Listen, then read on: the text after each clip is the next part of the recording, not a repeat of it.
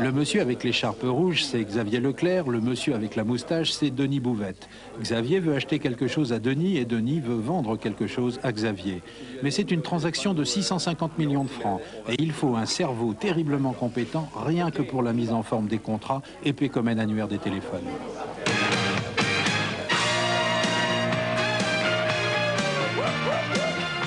Le cerveau, spécialiste de l'architecture des contrats, le voici. Elle s'appelle Sue Dobrowski.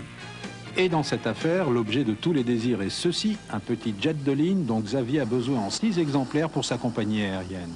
Si vous avez des états d'âme lorsque vous avez envie d'une nouvelle auto, regardez cette histoire. Non, ceci n'est pas une catastrophe aérienne. Ce vieux Vickers Viscount d'Air Canada n'est pas entré par mégarde dans le marché du bon secours à Mont-Royal. Mont-Royal, c'est-à-dire Montréal, c'est-à-dire le Québec, c'est-à-dire le Canada. Au Canada, comme aux États-Unis, comme dans toute l'Amérique du Nord, l'avion est absolument indissociable de la vie depuis finalement les années 20, depuis que les avions sont devenus utilisables. À tel point que dans un endroit aussi select, si on peut dire, que le marché du bon secours, où se tiennent des expositions sur des tas de formes d'art, eh bien on peut parfaitement envisager une exposition sur l'aviation. Montréal, c'est une des plus vieilles villes d'Amérique. Elle va sur son demi-millénaire, et en Amérique, 500 ans d'histoire, c'est une éternité. Montréal est magique. Magique parce qu'elle est l'un des plus merveilleux carrefours entre la vie d'autrefois et celle de demain. Les cultures s'y mélangent, les langues, les religions et les histoires aussi. À tel point que le visiteur de passage s'y sent immédiatement chez lui. C'est le privilège de tels endroits. Si le monde des hommes a un futur, il peut ressembler à Montréal, surtout au niveau de l'âme. Vers l'an 1500, il y avait ici un village indien. Puis des hommes blancs sont venus sur leur grande pirogue à voile en provenance d'une autre planète. Parmi eux, un certain Jacques Cartier. Il cherchait le chemin vers les Indes et s'engouffra dans un vaste passage qu'il croyait être la voie vers le continent aux épices. Aujourd'hui, vous et moi, nous savons qu'il s'agissait en fait du Saint-Laurent. Cartier explora, visita et s'arrêta en bord de fleuve, sur une île très vaste dominée par une grande colline allongée, vite baptisée le Mont Royal. Depuis Cartier, cet endroit a fait naître des personnages de grande qualité. Ici, la qualité humaine mélange courage, générosité, travail et humour. L'un des symboles de l'homme de Montréal est mort en conduisant une Formule 1 comme personne. Gilles Villeneuve a donc son circuit au bord du Saint-Laurent, car ici le respect des braves s'allie à la fidélité. Ce matin-là, par -8, un patineur patinait sur le circuit Gilles Villeneuve.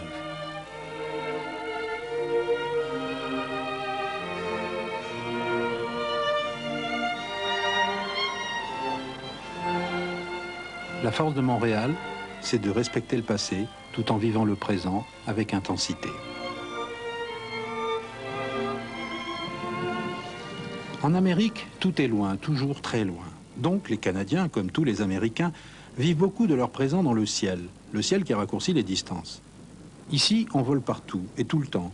Et sur le petit aérodrome de Saint-Hubert, des centaines d'avions légers, culottés par l'usage, rappellent aux visiteurs que les petits avions sont aussi de formidables outils à voyager.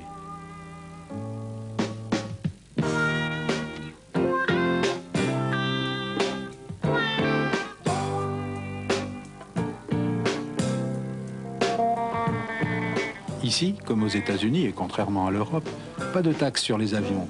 L'essence est à 2 francs le litre, 4 fois moins cher qu'en France. Piloter est banal. Les pistes sont ouvertes à tous, sans taxe d'atterrissage. Un énorme système de contrôle aérien est au service de tous ceux qui volent, avec l'obsession de la sécurité et de la courtoisie envers les utilisateurs. Au Canada, le petit avion est d'abord un avion comme les autres. Et au Canada, un avion n'est jamais qu'une sorte de voiture qui vole, pas un objet de luxe. Ici, voyez-vous, on vole comme on respire, librement.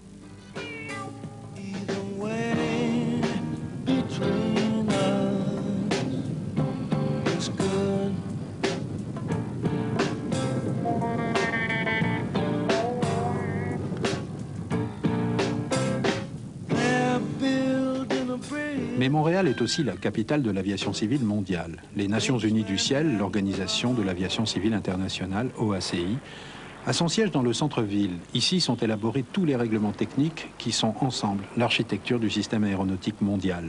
Si vous avez une licence de pilote, vos droits et vos devoirs ont été fixés ici. Il n'est donc pas surprenant que Montréal soit aussi un repère de constructeurs. Depuis les années 20, des milliers d'ingénieurs et techniciens sont arrivés ici. attirés par le mythe américain à base d'aventure, liberté et grands espaces. Beaucoup ont trouvé refuge près de Dorval, dans la banlieue lointaine de Montréal, chez un avionneur au nom mythique.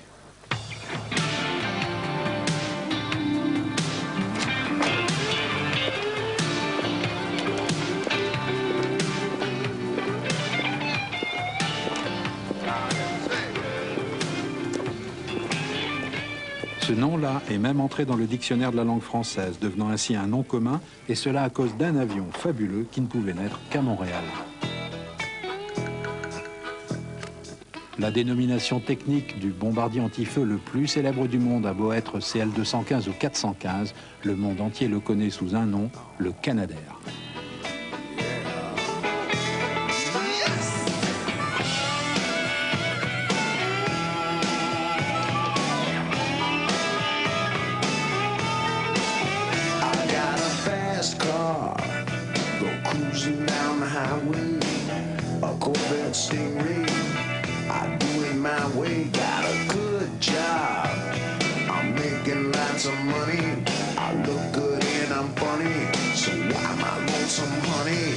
Gypsy said the problem with you need some sensible shoes. Yes, you do. Yes, you do. Look at this black bug. It's loaded with phone numbers, potential lovers, new worlds to discover. You would think I really got it made now. Canadair fait aujourd'hui partie du groupe Bombardier, géant industriel canadien de 40 000 salariés qui inventa le skidoo et règne sur l'industrie ferroviaire nord-américaine. Les origines de Canadair remontent à 1916. La firme de Montréal a produit depuis bientôt 80 ans des avions magnifiques qui ont marqué l'histoire, même si les résultats financiers de la société n'ont pas toujours brillé. En particulier, Canadair a beaucoup produit sous licence, en essayant à chaque fois d'améliorer l'avion de base. Le plus réussi de ces clones québécois fut le Sabre Mark VI à moteur Orenda, celui-là, qui a enrhumé toutes les versions made in USA de ce chasseur mythique. La stratégie actuelle de Canadair consiste à inventer des avions que les autres ne font pas, et ainsi à occuper des niches disponibles. L'un des chevaux de bataille de la firme est un jet d'affaires, le Challenger, pas très gracieux avec son gros fuselage. C'est du Challenger qui est dérivé, par allongement, l'avion pour lequel Xavier Leclerc et son équipe ont fait le voyage de Montréal, le CRJ pour Regional Jet. Devant l'usine flotte, par courtoisie, le drapeau français. Dans un bâtiment à demi occupé par le hangar de livraison des avions neufs, se tient durant une semaine entière, 12 heures par jour, une véritable bataille. Leclerc, PDG de Britair, affronte Bouvette, directeur commercial du programme CRJ. Avec Leclerc, une équipe d'ingénieurs affronte l'équipe d'ingénieurs de Bouvette. Nous, c'est vrai, on aime bien faire référence à ces gens-là. À une compagnie qui n'est pas ton acheteur. Et moi, je préfère que tu fasses référence à ton acheteur. Ouais. Ben, c'est ce qu'on va faire. Voilà. Il faut savoir quand même que nos intérêts sont contradictoires sur le plan économique. Je veux acheter le meilleur avion le moins cher. Il veut me vendre le meilleur avion le plus cher. Donc, il y a un certain nombre, disons, de négociations qui relèvent, excusez-moi du terme, du maquignonnage, du marchand de tapis. On n'est pas dans les souks. Mais à certains moments, ça y ressemble quand même, je dois le dire, parce qu'il faut quand même qu'on arrive à convaincre l'autre et utiliser ses faiblesses pour obtenir un meilleur résultat. Est-ce que ça s'appelle du business? Ah oui. Ce n'est que ça, hein. Vous savez, moi, je suis responsable de la France, une partie de l'Europe et également du Moyen-Orient. Alors, le fait que je passe plus de temps dans les souks que lui, j'ai peut-être un avantage. L'obsession du client, prendre livraison d'une machine impeccable, qui puisse être mise en ligne au plus vite et voler 9 heures par jour sans la moindre panne. Britair va payer sur ce CRJ des mensualités de l'ordre de 700 000 francs. L'avion doit voler pour générer de quoi s'autofinancer. Le CRJ est un avion important. C'est le premier petit jet ultramoderne de 50 places qui apporte aux passagers du 3e niveau la vitesse et la douceur du vol à réaction. L'ennui, c'est que justement, le CRJ va 2 fois plus vite qu'un turboprop. Il doit donc effectuer 2 fois plus d'étapes chaque jour pour s'autofinancer, car bien sûr, il coûte 2 fois plus cher. Tout se paye. La carrière du CRJ a commencé en 1995. En 1996, Canadair en livrera une 60aine. Mais c'est un avion nouveau et Canadair doit apprendre à travailler avec ses clients. La firme n'a pas fabriqué d'avion de ligne depuis 25 ans et dans ce métier, la relation constructeur-opérateur dure au moins 20 ans, durée de vie d'un tel avion. Pas question de traiter le client par-dessus la jambe, avant la vente, pendant la vente ou après la vente.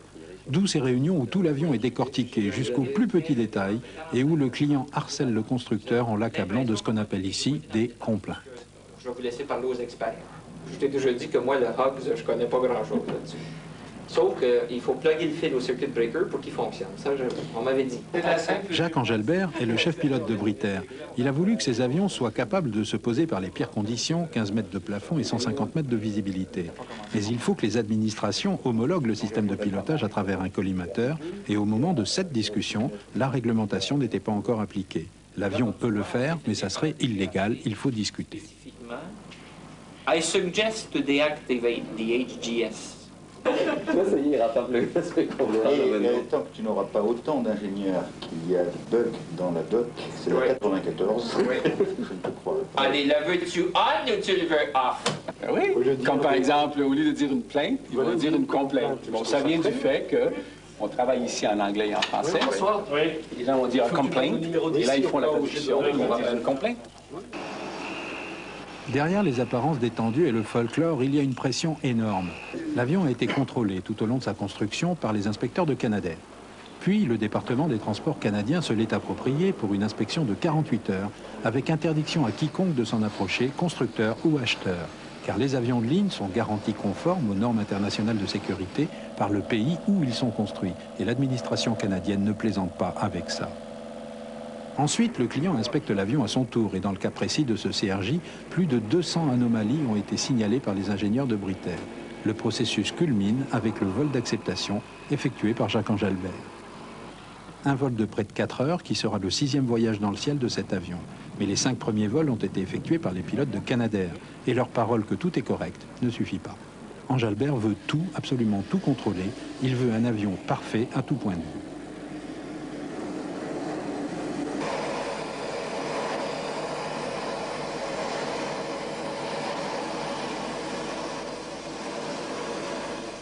Pendant ce temps, dans les bureaux de la mezzanine du hangar de livraison, Xavier Leclerc négocie point par point chaque anomalie et sa solution avec Denis Bouvette. On appelle ça des snags dans notre jargon. L'anomalie, c'est la rectification de ce qui n'est pas parfait dans l'avion. C'est quelque chose de banal finalement et de très ordinaire qui effectivement ne correspond pas au langage courant. C'est ça. Britair avait demandé que nous peignions sur les nacelles Britair d'une certaine grosseur. Et il voulait qu'on enlève le logo là et qu'on mette Britair. Bon, dans les communications qu'on a avec eux, il y a eu un manque de communication et finalement, l'avion est livré aujourd'hui avec une nacelle qui ne rencontre pas les spécifications de l'opérateur. Dans la définition du logo, de la peinture du logo. C'est une anomalie. Voilà. Donc, Xavier, tout à l'heure, va me dire, Denis, et moi, il faut que je repeigne la nacelle. Ça va me coûter de l'argent. Vous n'avez pas pu le faire parce qu'il faut que l'avion quitte demain soir. Ça vaut combien? Et là, il va me dire beaucoup, puis moi, je vais dire très peu. Et puis, on va trouver une solution. C'est un exemple. C'est le genre de problème qu'on rencontre, oui. C'est ça qu'on appelle des anomalies.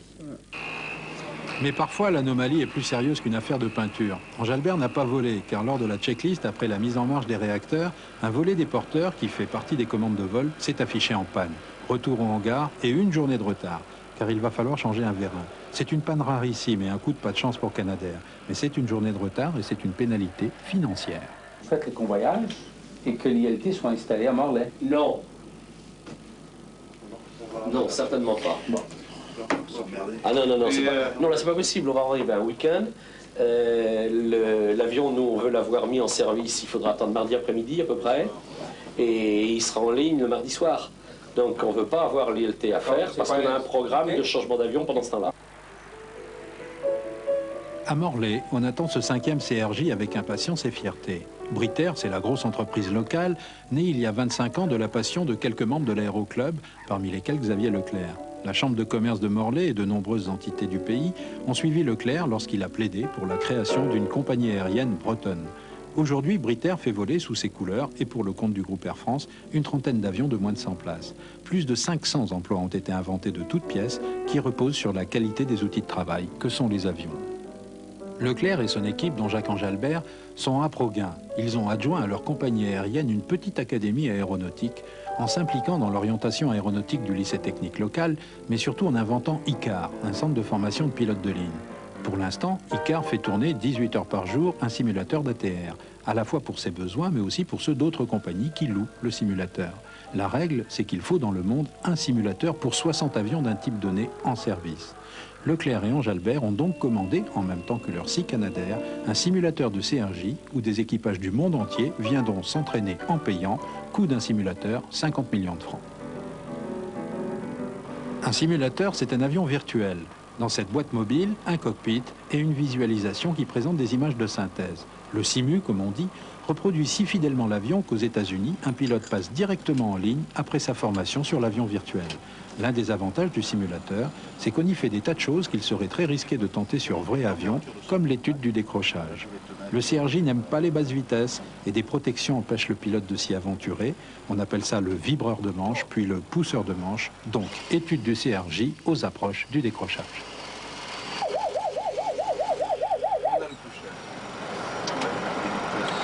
Tu as vu que l'avion il continue à voler. Hein.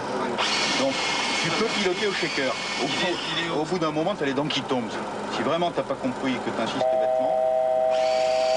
Ça ne veut pas mouiller le manche en avant.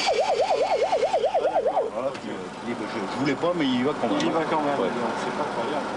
Tout ça, c'est de l'aviation qui amuse les pilotes. Mais pour l'équipe de Britair et celle de Canadair, qui partagent le même hôtel à Montréal, tout ça, c'est d'abord du travail, même et y compris au petit déjeuner. L'avion est passé par 3 inspections avant que vous décolliez, donc vous n'aurez jamais autant d'inspections sur un avion que lorsque vous allez partir vendredi soir. Non mais l'inspection, d'accord, t'en fais plein, mais c'est quand t'es en l'air que tu te rends compte, tu sais. Quand t'as une tuyauterie qui est débranchée, si t'as un peu froid, c'est pas très grave. Alors ça, c'est acceptable. On continue. Non, ça se passera bien, mais ça va encore être dur pendant 36 heures. Avec l'avancement de la négociation, les contrats prennent forme.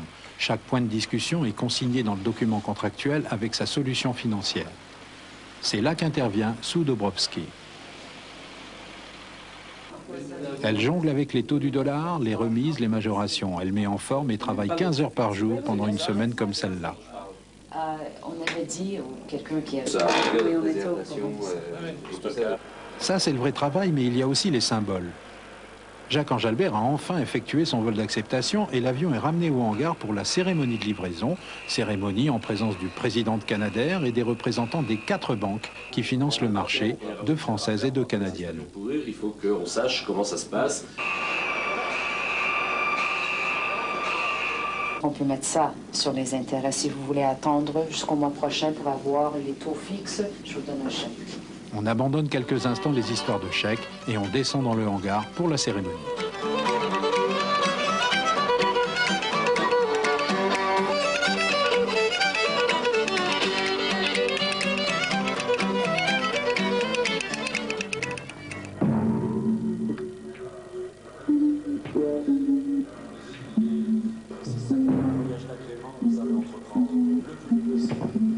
Croissance, rentabilité, professionnalisme, créativité et qualité de service.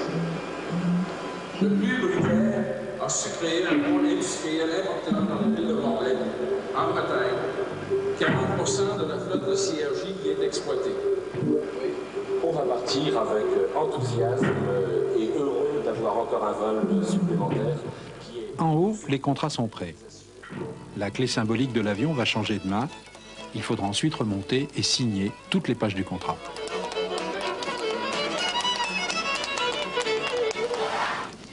C'est l'invoice? Ouais. Au Canada, aux lois du Québec, actuellement. Enfin, actuellement, parce que ça n'empêche pas de revenir. Je n'ai pas de copie de ça. Tu auras une copie de ça. Je mets tout dedans. Je pensais que c'était vert. 22. Ouais, c'est bon. Les contrats sont prêts. L'avion va pouvoir changer d'identité, abandonner son immatriculation canadienne et devenir juridiquement français.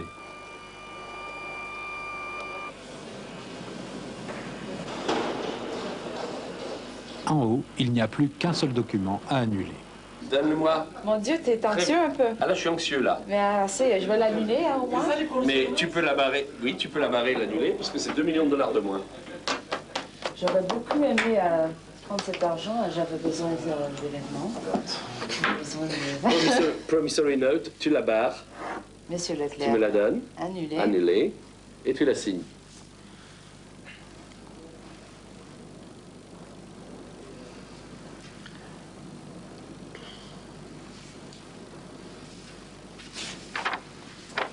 En voilà une. Oui, ça fait un petit paquet d'argent. Et la semaine prochaine, l'autre. Et la semaine prochaine, j'en aurai une autre également annulée. Celle-là, on les garde. On va les encadrer dans 10 ans. Merci, Sou. Faut que je te fasse la bise. Merci à toi. C'est toujours un plaisir. Félicitations. À toi aussi. Merci.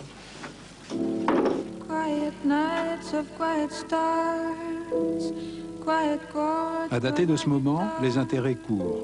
L'avion est la propriété de Britair, donc sa responsabilité financière et légale. Sans perdre de temps, on va convoyer le CRJ à travers l'Atlantique Nord. Décollage vers 22 h locales, 2 heures de vol de nuit face à l'est, un lever de soleil après le Labrador, une escale de ravitaillement de 50 minutes à Keflavik en Islande. Ensuite, le saut de Keflavik jusqu'à Morlaix en Bretagne. Puis l'avion partira à Toulouse et dans 2 jours et demi, il sera mis en ligne sur Toulouse-Bruxelles-Toulouse, 3 fois par jour.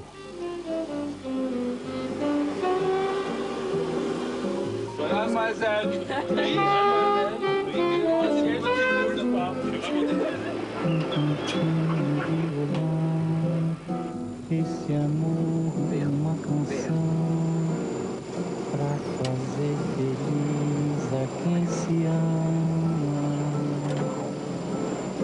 Muita calma pra pensar e ter tempo pra sonhar.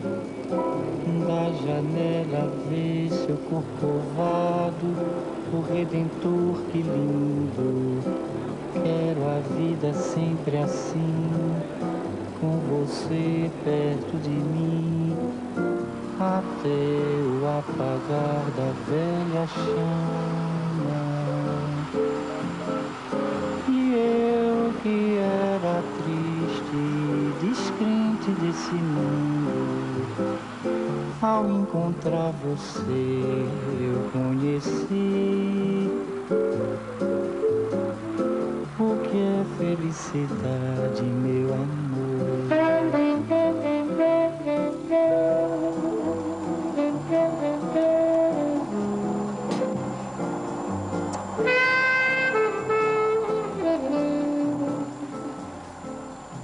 En descente sur Keflavik, 5 heures après avoir décollé de Montréal.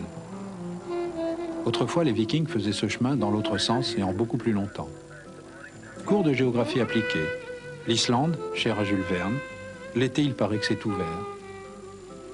Les premiers peuplements de la région ont appelé ce pays le pays de la glace, pour faire croire que c'était un pays invivable. Et à l'inverse, ils ont appelé Greenland, le Groenland, dont tout le monde sait qu'il est, lui, un pays invivable.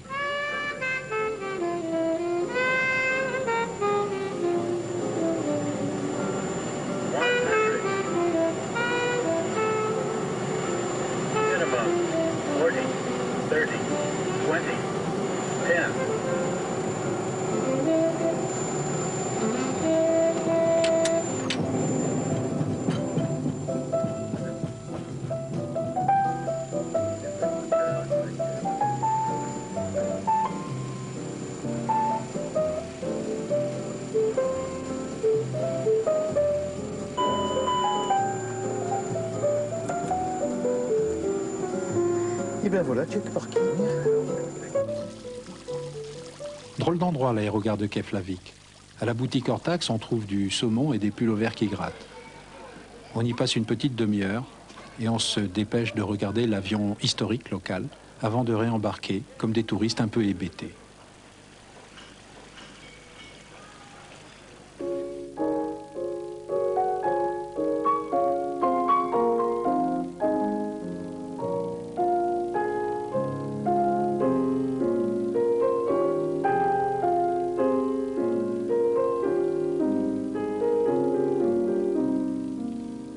À 2h30 de cette île si bizarre qu'elle pourrait être une autre planète, il y a la Bretagne. Pendant la nuit, Xavier Leclerc s'est assis en place copilote de son CRJ tout neuf. On va se succéder les uns et les autres au cockpit, rien que pour voir comment ça fait de piloter un tel avion. C'est une sorte de tourisme un peu invraisemblable.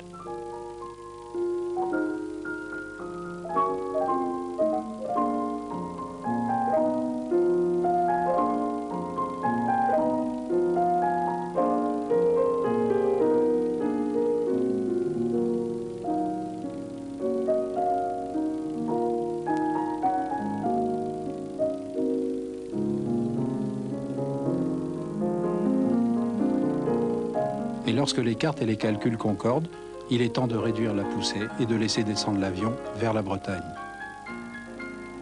Toute cette histoire n'a duré finalement qu'une petite nuit, très raccourcie à cause du voyage vers l'Est.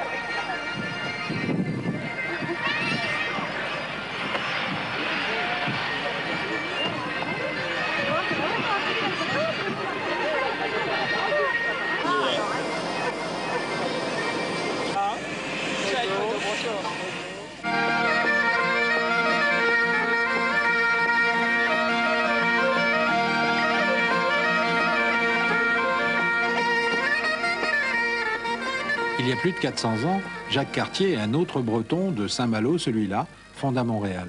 Et l'histoire n'a pas retenu le prix de son navire. Ah là, vas-y.